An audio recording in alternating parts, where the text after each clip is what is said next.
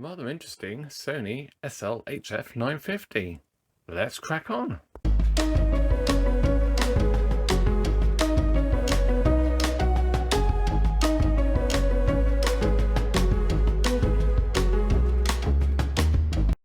Hello and welcome to another MrBetaByte video, and this one's a little bit different insofar as we're looking at a Sony SL-HF950. It's quite a tidy machine, to be fair, which is rather cool. And this has been sent in for repair by Tony. Hi Tony, hope all is well with you. And it's actually come from the Netherlands, so fair old trip, but it actually got held up or pulled to one side at customs for further investigation, and there it sat for weeks. To eventually, it seems, just have the top opened, a quick look inside. Oh yeah, it's a video recorder, taped back down with border control tape, so that was pretty pointless, but yeah, very frustrating, and I was really worried that it would get damaged as a result of that.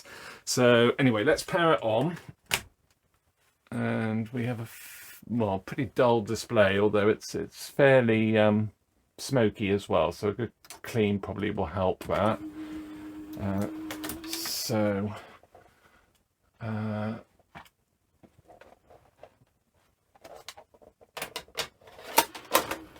Oh, bit sensitive on that, and press play. Play button's a little bit dicey, so yeah, just looking at the capture, it's actually a bit different to what I'm seeing on the TV screen. So the capture looks like it's sort of flickering, but on the TV screen it's just generally bad. It suggests worn heads, to be fair. So we're not on SuperBeta. Yeah, so this is recorded with the Sony SL-C20, which we recorded quite a bit with in the end. It was a really nice machine, one of the nicest machines, C20s, I've seen, to be honest. So yeah, so SuperBeta's off, and yeah, it seems the sound's quite muffled as well. Linear sound was never that wonderful on these at the best of times, but it sort of feels like it's very worn, which could be interesting, but certainly worth checking the tape path, and we'll just see what it's like, give it a clean, and take it from there. So yeah, let's crack on. So first look with the top off, and this is good.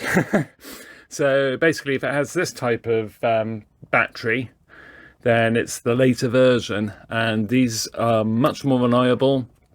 The battery tends not to leak, cause problems. With the earlier sort of coin cells that the early machines had, if you like, the Mark 1, they would leak, and it would basically just mess up the whole board, go down, cause rot in the metal chassis. It would damage the skate drive in some cases, can damage the little mode switch that's down there. So yeah, that's always really encouraging. These tend not to have the same amount of modifications either, so they tend to be a lot more reliable, because those pads that they used, as I'm sure you're aware if you've watched my videos before on these, the pads become conductive, and they sort of almost melt, they sort of dissolve, and give off corrosive fumes. So it rots component legs, components near them will start going green or rotting, causes all sorts of problems. Got a bit of rust there, that's interesting. But yeah, I mean, it's mucky, it's very mucky, but that's fine. I would really like to do that power supply sooner rather than later, because I just don't trust that we are not going to have problems. I'm just going to have a quick look at the SS board, SS50, because I just want to see what that has been bodged. So yeah, I just had to pause for a minute because I need both hands to lift the board. I actually had a bit of cable management around there, so I mean this has never been opened before, or well, electronics wise anyway. So that's pretty cool. So yeah, you can see you just haven't got the modifications that the Mark 1 had, which is really great. I mean, there's no pads. No pads. Yeah, now. Then put a pad there, look. It's just, it put a bit of sticky tape over the top. They haven't put a pad. So I wonder how quickly those pads actually started giving problems. So skate looks pretty good. Notice there's a damping bit of rubber on this one as well. Try and quieten down the skate motor a little bit, make it a little bit more refined. But yeah, it's interesting. So yeah, this is the one, the connector that always catches me out, because I think there should be something on there and it's not. I think it's a test socket. So yeah, interesting. But yeah, it's I don't know. I don't think this is nicotine that's caused this. I think it's more like sort of log fire maybe or something. I don't know. But, you know, look at the type of dust that's there. It's just quite coarse dust, which you tend to get with open fires. So, yeah, okay. Well, that's really encouraging. That's a really good start. Let's crack on. Okay, so let's get this power supply sorted. And need to, it's quite grubby, so it'd be quite nice to give this a good clean as well. So try not to shovel that too much.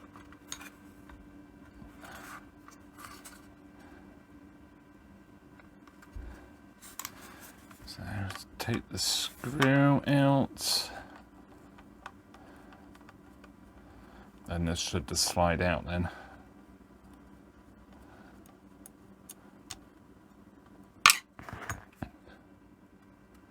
Hopefully. Oh gosh, that's tight.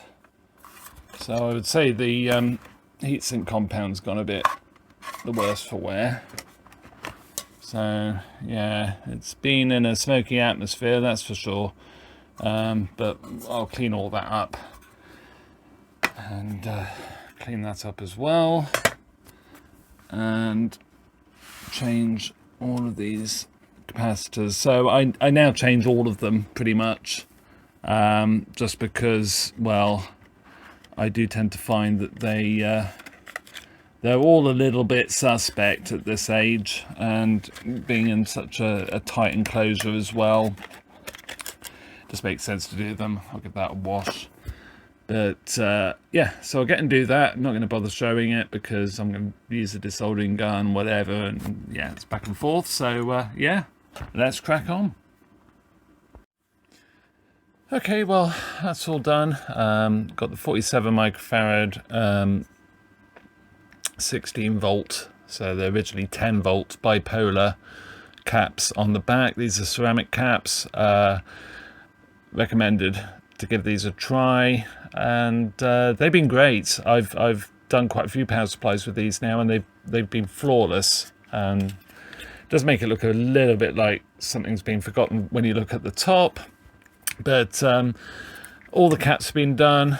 They are all good quality, all 105 degree. I do need to clean off the dust and muck, but yeah, all good to go. I've started, well, I've pretty much cleaned out as best as I can anyway. I'm not going to worry too much about the staining, but I've cleaned the worst of it off, and I've got the dust out. Had to take the end plate off, and again, I've got most of it off. I'm happy with that. So that's cool. And the bottom of the actual tray itself. So yeah, so all the caps changed apart from, well, all the electrolytics changed apart from the main smoothing cap on the DC side of the AC rectification, and I never changed these now. I mean, I've done one or two in the past, but I never changed them just because they just don't fail. If they do fail, they will go pop. They very seldom leak. Well, I've never seen one leak, to be honest. They're always really, really good. So I'm happy to leave that. But the rest of them, all done. Worth noting, even though that capacitor there is, I think it's across a 12 volt rail, it's got a 100 volt rating. And yeah, it needs to be 100 volt, because if there's a fault with the power supply, up to 100 volts can be put across that cap, and you don't want it going pop. So the caps that I've taken or have changed, so 4.7 microfarad 350 volts, that's the red one there. Then we've got the 2200 microfarad 16 volt, which is that one. Then we've got the 22 microfarad 100 volt, which is that one there. And what are we? 16 volt 33 microfarad, which is that one there on the rise up board. And we've got a 100 microfarad, won't focus, 100 microfarad 16 volt, which is that one. I actually put a low profile one there, helps with airflow. And then we've got the two 47 microfarad bipolar electrolytics, 10 volt as they come out. These are 16 volt ceramics, as I say, much more reliable. They'll never fail, basically. So yeah, that's brilliant. So I will just check these caps, but unless there's anything really bad that I notice with them, I won't report back on those. So yeah, let's crack on. All back together, so let's power it on and see what happens. Very dull display, isn't it? But anyway. There we go, lovely.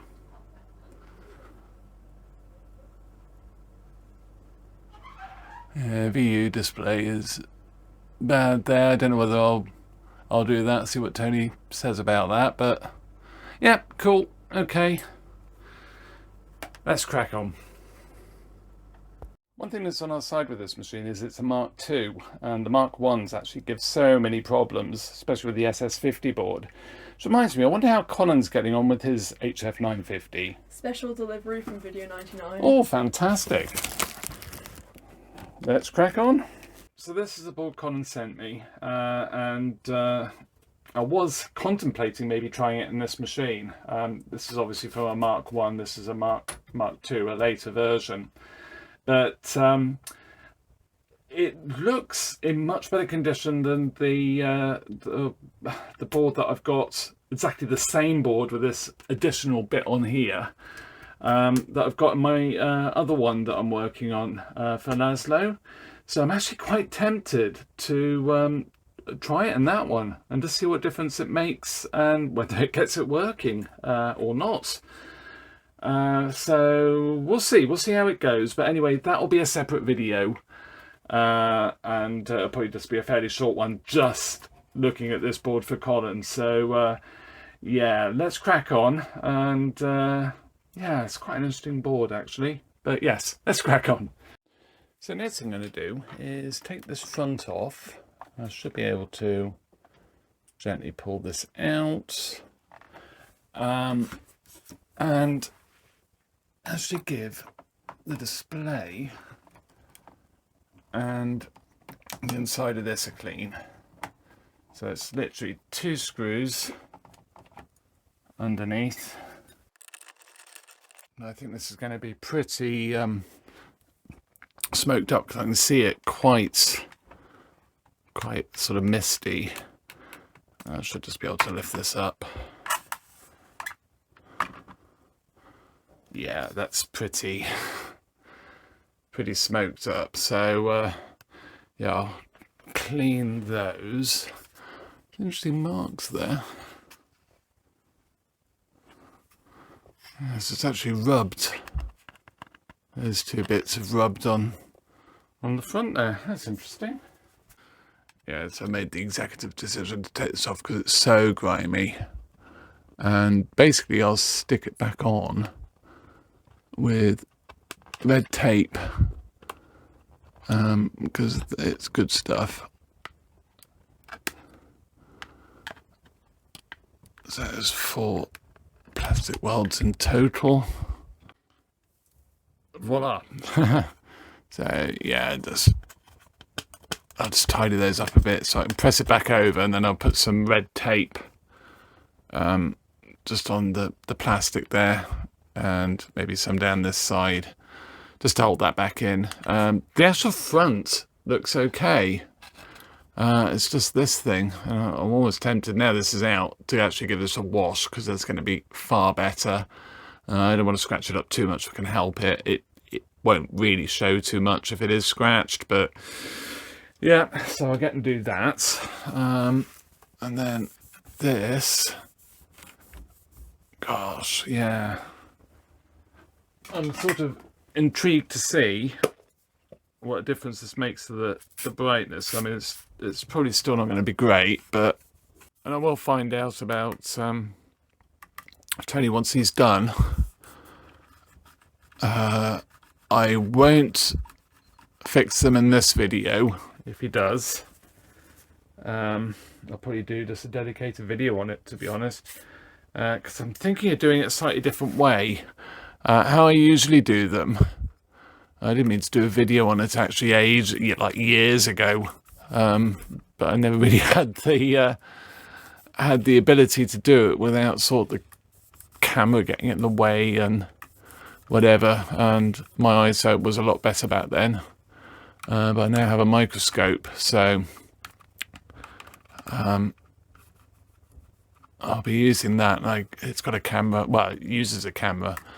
It's only a cheap thing, but it seems to work very well. So I will do that if he wants me to do it, and I will release a dedicated video on it.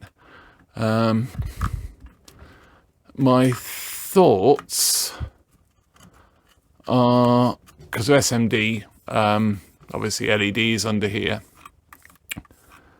and they're sort of like, the original LEDs are sort of have a short lead on them, so the one side of it is plopped on and glued onto a gold trace, and then there's a lead that's glued onto another gold trace, and yeah, the glue breaks down and it all just goes bad. I'm glad I took that off, because it is actually really very, very grubby. I mean, I don't quite see there, but bottom corner there's still a little bit of the grime there, but yeah, it was really sort of ground in muck. To just make sure that's clean, which it is. I mean, you can if it wasn't for the reflection, you wouldn't know that there's anything there, to be honest, but that's really quite cool.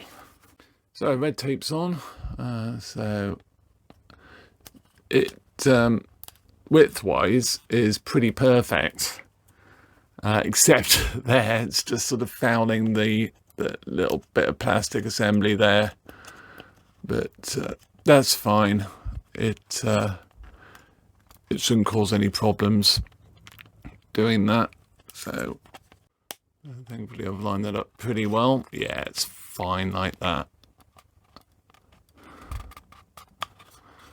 Lovely. I think that's got it. Yeah, perfect. So just make sure that's hinged on at the top. Push that in, the bottom, I'll clean the front. As you see, there's muck there, but it's more just getting the inside of it clean.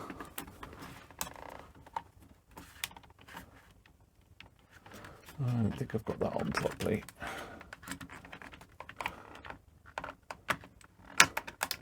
No, I didn't.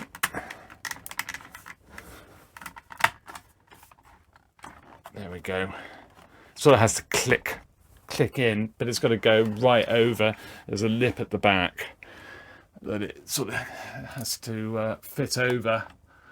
I got a little bit too far forward, so tighten the screws. Try not to push too hard upwards, just to not strain the rail. And it's far enough out that you're not stressing the very end of the rail, which is a bit that tends to break. So I'm thinking about that rail actually. Noel Higgins actually had a really cool fix to reinforce the rail. So I don't know whether I'll do it on this. I might just use araldite, as it's not broken. I'll just use araldite on it, just to give it some extra mechanical strength. But yeah, Noel actually puts a bit of metal and screws it into the side of the chassis, which is a really, really nice idea. And I will be doing that on a future machine, and cross credit him for it, because it's a really neat trick, to be honest. That does actually look a heck of a lot better. It's usually the bottom sort of digits on the clock that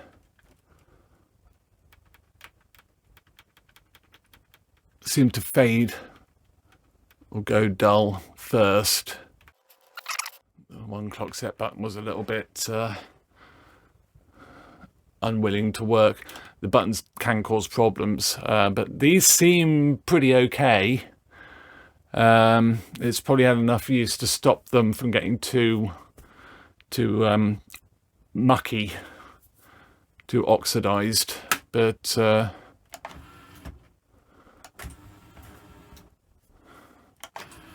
yeah, so I'm not going to worry about the front outside just yet, because the whole front will need to be cleaned anyway. Right, so heads, or tape path. I take this off first because it just gets in the way. So black screws go there. You'd think the black screws would go in the black bit, but no, they go in this bit with the curve going back. So you've got the lip at the front and this little bit here. Put it the wrong way around, I don't think it makes a huge amount of difference. But I always sort of like forget which way it goes. So pop at the back, flick out the clip. Yeah. So lift up at the back and flip out the clip.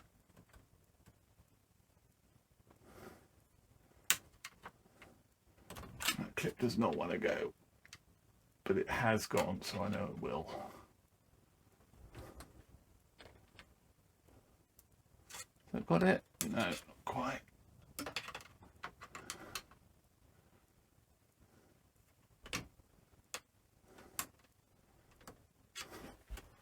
It seems to be caught somewhere, somehow. I wonder if I've just stored. Oh no, there we go. What that was all about. So there it is. So yeah, you sort of unclip from the front, and then flat blade screwdriver just to push out the tab. And yeah, it comes free, but I just didn't want to break any plastic, and as a result I nearly broke plastic. I was being almost too careful. Right, okay, so we now get to tape path. Now, I'm not sure if I'm going to do a resurface on this. It is pretty bad, to be honest. So I think it would be worth... Oh gosh, yeah. It's very, very worn. So, yeah, I think we'll be doing that.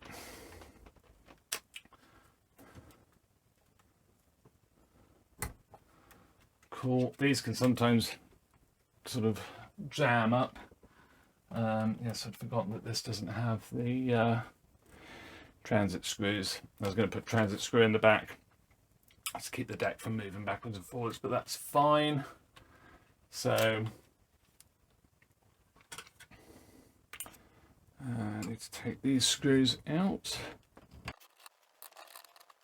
and then I need Allen key, which I think is that one. Oh, won't do that too often. There we go. Wasn't too tight. Again, I have found some of these to be super tight, and you can probably spot the deliberate mistake. Maybe you might be spotting potentially 2 deliberate mistakes, but only one is actually a mistake. So I'm taking the fan off.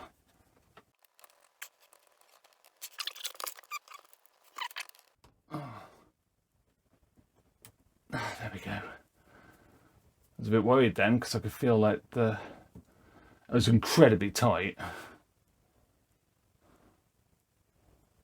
Yeah, I think I'll be changing that screw. So yeah, that's off. Yeah, I think I do have to take these off.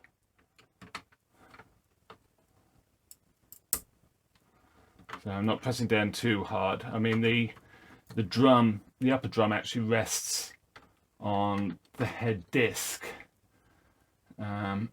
So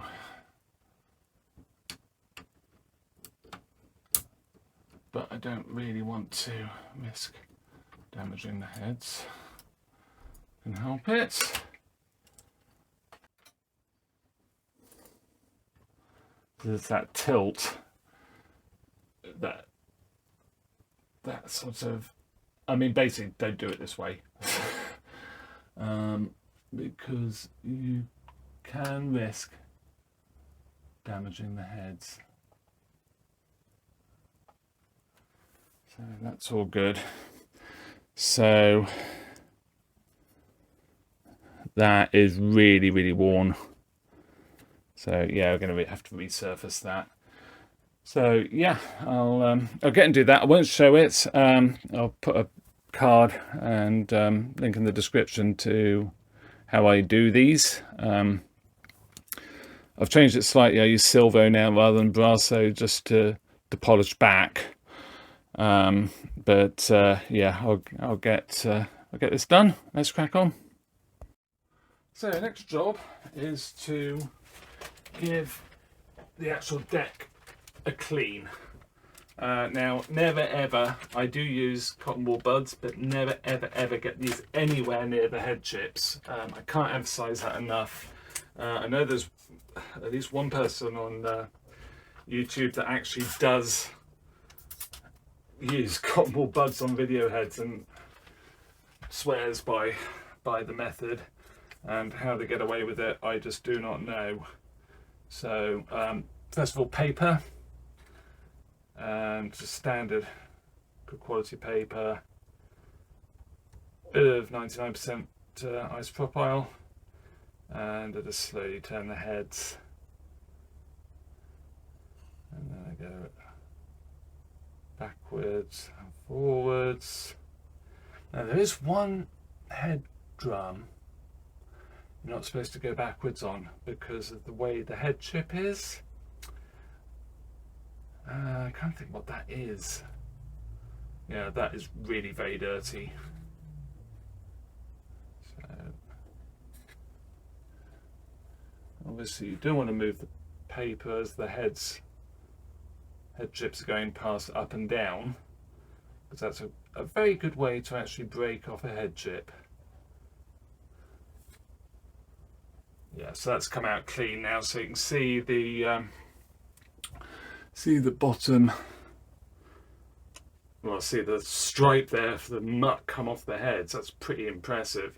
The next stripe would have been there, so that's done it. And the rest around the drum shouldn't be too bad, but I do want to just clean the bottom drum.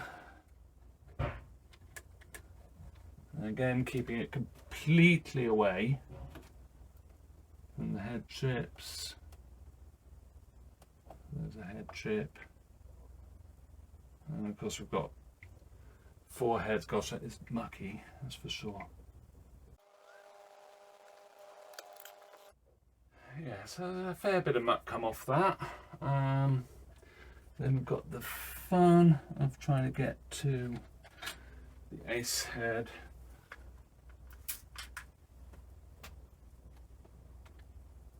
Which is a bit tricky to transport down with the front top skate loading system. It's not a front loading system, it's not a top loading system. It's just a system. So, and then pinch roller. I will say usually I do this with the skate out. So skate out and the carriage. So it's fairly mucky.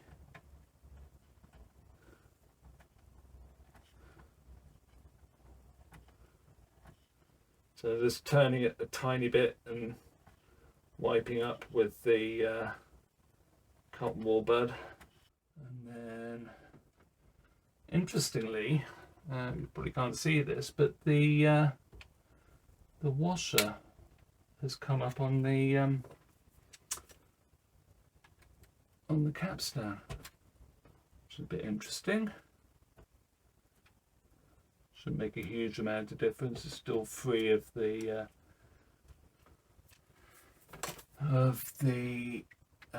tape path. Capstan's not terrible, but it's certainly not clean. Even with everything off, it's not easy to do.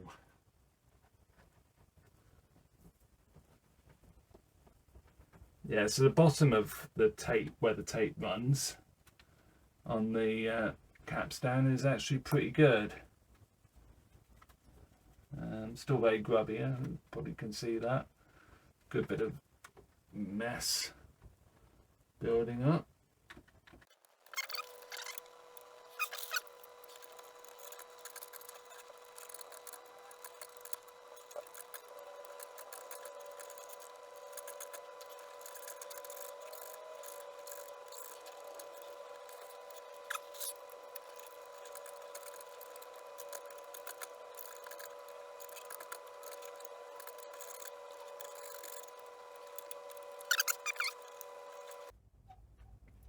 Gosh, wow, that was very mucky.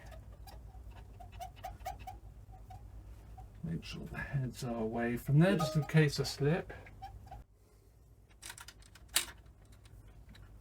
Back tension. I probably will put the dummy cassette in just to clean up the two guides that come up on this side. So that's guide 2 and 3. But otherwise, I have a fairly clean tape path. Like I say, it's just those two, because obviously when it's unlaced, they're lying flat underneath the assembly there. So yeah, but that was pretty mucky. So yeah, that's definitely worth doing. I'm just hoping that's enough. Essentially, it just needs a bit of a clean, bit of a service, and certainly worth doing the power supply caps every time. But yeah, so I suppose the next thing is to give it a test. Okay, so let's give it a try. And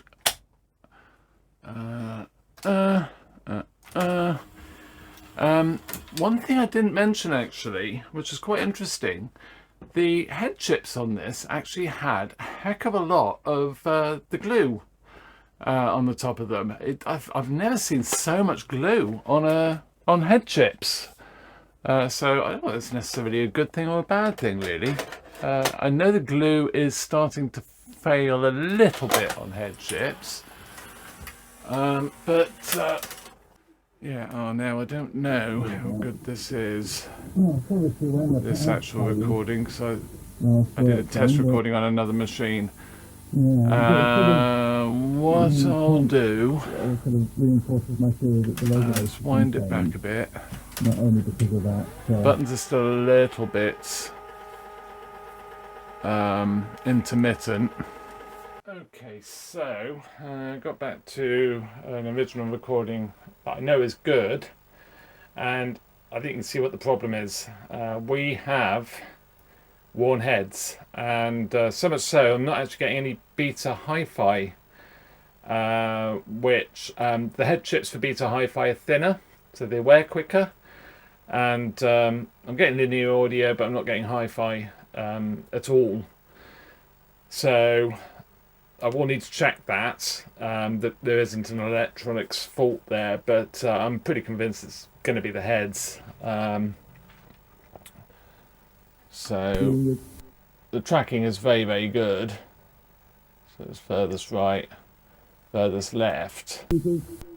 But it's just, you know, the way it's tearing on those whites really does suggest it's got bad heads. So, unfortunately I've run out of time, as always. So I'm going to leave this here, and we're going to do a part 2 on this. I haven't heard back from Tony yet on whether he wants to go ahead and get the VU meters going, if I can get the rest of it sorted. The other thing I notice, there's a knocking. So I think that's going to be probably broken plastics, or yeah, probably going to be cracked plastics in the actual real motor assembly somewhere. So we'll have a look at that. It could be the idler gear itself. But we'll have a look at that. I've got some spares actually. I've got some of the old stock, I think, somewhere. So we'll have a look at that. But yeah, it's we sort of actually haven't done an awful lot to this in this episode. You know, we've checked it all through. We've done the power supply, which is a great thing to have sorted for reliability. Still needs a jolly good dust out. It's full of dust, and it's full of, like I say, I think it's been near like an open fire or similar, and over the years it's sort of caked everything up a bit. It's not tarry, it's not like cigarette smoke or anything like that, I don't think, but yeah, there's obviously something not quite right there. But it tracks pretty well, but like I say, I think, I mean, the head chips on these are exceptionally hard. So for there to be that sort of wear on playback, they must be pretty worn. Part 2 we'll stick a scope on and just confirm that. But I was thinking, with that much wear on the upper drum, I just thought it had to be, you know, pretty pretty worn, and that sort of very much confirms my fears, really. So I'll see what Tony wants to do. It might be a little while before we do the part 2, so keep an eye out on the playlist for the HF950. There's a few videos on there now, because I've done quite a few of these. I'll have a look at Colin's board that he sent over as well. That'll be in another little short video. And yeah, so thank you very much for watching. Hope you enjoyed this one. And hopefully I'll see you in another video. Bye for now.